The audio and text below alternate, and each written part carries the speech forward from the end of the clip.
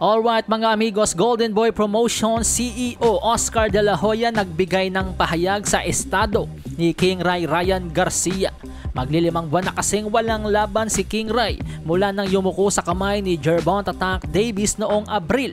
Sa panayam nga po ng Fight Hub TV kay De La Hoya, sinabi nitong may nilulutong laban para kay Ryan Garcia at ito ay posibleng maging para sa world title ngayong darating na Nobyembre. Ang senaryo kasi mga amigos, ang kasalukuyang WBA Junior Welterweight World Champion na si Rolando Rolly Romero ay binigyan ng 72 hours deadline noong August 19 upang magbigay ng mga dokumento at ebidensya makapagpapatunay na siya ay may injury. Pero makalipas ang ilang araw, wala pa pong follow-up report tungkol dyan. So kung totoong may iniindang injury si Rolando Rolly Romero, pwede siyang gawing champion in recess ng WBA. At kapag napatunayan namang wala siyang injury, posibleng matanggalan siya ng titulo. So dyan po papasok yung sinasabi ni De La Hoya na posibleng maging para sa world title ang next fight ni Ryan Garcia.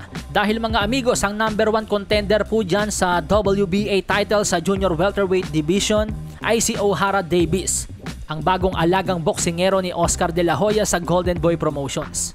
Kaya naman pwedeng itapat si Ohara Davies ni Oscar De La Hoya kay Ryan Garcia para sa WBA Junior Welterweight title na bababakante nga po ni Rolando Rolly Romero.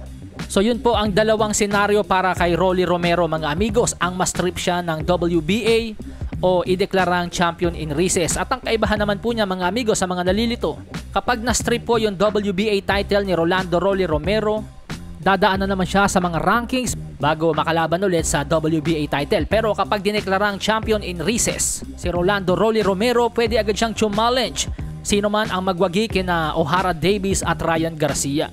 So yun po yung advantage kapag ikaw ay naging champion in recess kesa dun sa tanggalan ka lang ng titulo ng WBA. Kaya naman mas makabubuti kay Rolando Rolly Romero na makapag-provide ng mga MRI ebidensya at mga bagay-bagay na makapagpapatunay na siya ay may iniindang injury para hindi siya diretsahang tanggalan ng titulo ng WBA. Sa iba pang balita mga amigo, sa ayaw at sa gusto ng mga boxing fans, mangyayari ang rematch ni Terence Bud Crawford at Errol The Truth Spence.